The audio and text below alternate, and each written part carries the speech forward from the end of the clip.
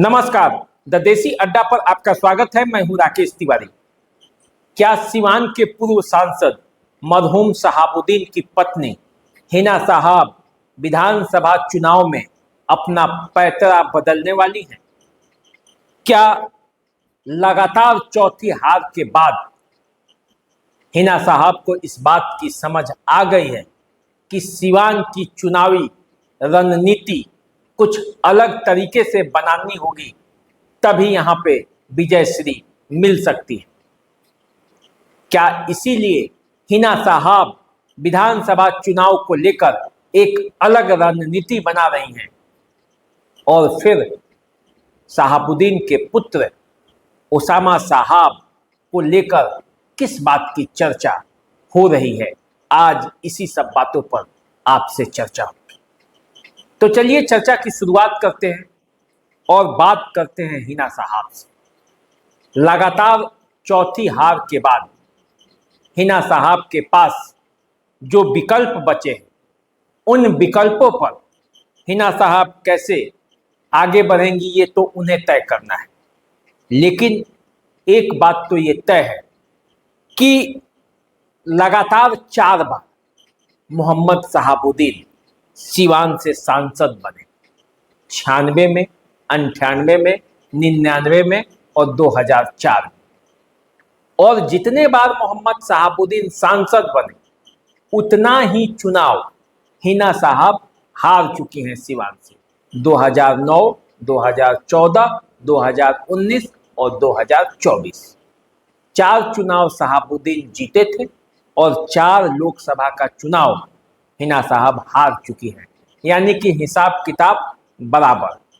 अब जो चुनाव की रणनीति होगी उसे कुछ अलग तरीके से बनानी होगी, तभी सिवान की राजनीतिक पिच पे हिना साहब अपनी पारी की शुरुआत कर पाएंगे। देखिए, लोकसभा चुनाव में हिना साहब निर्दलीय चुनाव लड़ी थी। उससे पहले शहाबुद्दीन जनता दल और फिर आरजेडी, इन 2 पार्टियों के अलावे किसी तीसरी पार्टी की तरफ नजर नहीं भिराया और न उसके तरफ कभी जाने का प्रयास किया। हिना साहब भी लगातार आरजेडी से 3 चुनाव लड़ी। चौथा चुनाव जो है वो निर्दलीय ही लड़ा। आरजेडी छोड़कर किसी दूसरे पार्टी में अभी वो गई नहीं, तो इसलिए ऐसा नहीं कहा जा सकता कि हिना साहब पार्टी छोड़कर कहीं और जगह चली गई या पार्टी बदल लिया है। आरजेडी में भी उनकी संभावनाएं अभी है और वो कितनी है ये हिना साहब ही जानती हैं। क्योंकि बिहार की राजनीति में एक चर्चा बड़ी तेजी से होने लगी थी कि हिना साहब शायद आरजेडी की तरफ लौट जाए। और जैसे ही इस बात की चर्चा शुरू हुई, बिहार की राजनीति में एक हलचल हुआ। क्योंकि विधानसभा का चुनाव 2025 में है और 2025 में यदि हिना साहब तेजस्वी यादव के विरोध में खड़ी रहती है तो फिर मामला पलट सकता है। खास करके सिवान, गोपालगंज और सारण, इन 3 जिलों में तो हिना साहब का व्यापक प्रभाव है। इतना वोट तो जरूर उनके समर्थक काट लेंगे जितना से आरजेडी की हार हो जाए। जिस तरह से सारण लोकसभा क्षेत्र में रोहिणी आचार्य थोड़े से वोटों के चलते हार गई और वो भी जो कैंडिडेट खड़े थे वो एमवाई समीकरण के ही कैंडिडेट थे, एक मुस्लिम और एक यादव। जितना उनको वोट मिला उससे बहुत कम वोटों से रोहिणी आचार्य हारी। तो इसका मतलब ये हुआ कि यदि सारण की राजनीति में हिना साहब यदि किसी दूसरे दल से आकर और उस दल के प्रत्याशी को समर्थन देंगी तो हो सकता है कि आरजेडी की गाड़ी थोड़े थोड़े वोटों के लिए रुकने लगे। अब ऐसे में आरजेडी भी अपनी रणनीति बना रही है और हिना साहब भी अब अपनी रणनीति बना रही है। जैसा कि चर्चा है कि हिना साहब के पुत्र ओसामा साहब भी अब राजनीति में आना चाहते हैं और विधानसभा के चुनाव को लेकर उनकी तैयारियां हैं।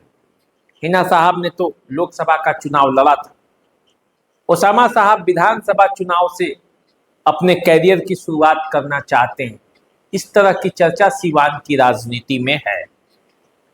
और यदि ओसामा साहब सीवान से के किसी लोग विधानसभा क्षेत्र से चुनाव लड़ना चाहते हैं तो फिर इसके लिए हिना साहब को रणनीति बनानी पड़ेगी।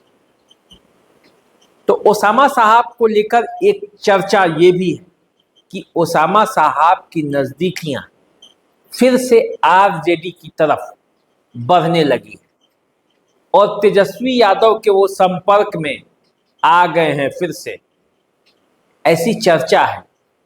और यदि ऐसा हुआ तो क्या हिना साहब एक बार फिर आरजेडी में वापस लौटेंगी? क्या विधानसभा चुनाव में सीवान के सीटों का जो आरजेडी के सीट है वो फिर हिना साहब की सहमति से बांटा जाएगा? क्या फिर आरजेडी के लिए हिना साहब अपना पैतरा बदलेंगे? लोकसभा चुनाव में मिली हार के बाद क्या हिना साहब को इस बात की समझ आ गई है कि आरजेडी के बिना सीवान की राजनीति में उनका भी वही हाल होने वाला है जो आरजेडी का अभी हो रहा है, यानी कि कोई नहीं जीतने वाला, न हिना साहब अकेले जीतेंगी और न आरजेडी अकेले जीतेगा? क्या इस तरह की अंडरस्टैंडिंग तेजस्वी यादव और हिना साहब दोनों में आया है? ये तो आने वाले समय में पता चलेगा। हालांकि अभी इस तरह का कोई कॉन्फर्मेशन न तो हिना साहब के तरफ से आया है कि आरजेडी से उनकी नज़दीकियां बढ़ी हैं या कोई बातचीत हो रहा है, और न तेजस्वी यादव के तरफ से आया है। फिर भी सीवान की राजनीतिक गलियारों में और बिहार की राजनीतिक गलियारों में इस बात की चर्चा तेज है कि हिना साहब का फिर से आरजेडी के तरफ झुकाव बढ़ रहा है और आरजेडी भी हिना साहब को अपने पाले में लाने के लिए प्रयासरत है। और इसी के तहत शहाबुद्दीन के पुत्र ओसामा साहब तेजस्वी के संपर्क में फिर से आ गए और फिर से सीवान की चुनावी रणनीति तैयार की जा रही है, जिसमें ओसामा साहब भी जीते और आरजेडी भी जीते। अब देखिए, राजनीति तो संभावनाओं का खेल है और जिसकी जैसी संभावनाएं बनती है राजनीति में वैसा खेल होता है।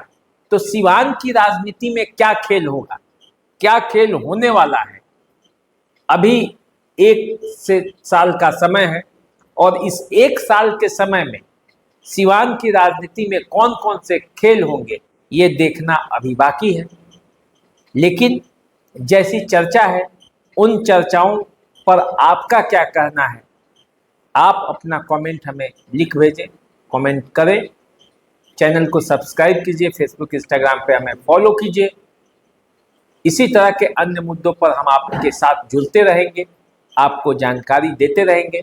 फिलहाल दीजिए इजाज़त, नमस्कार।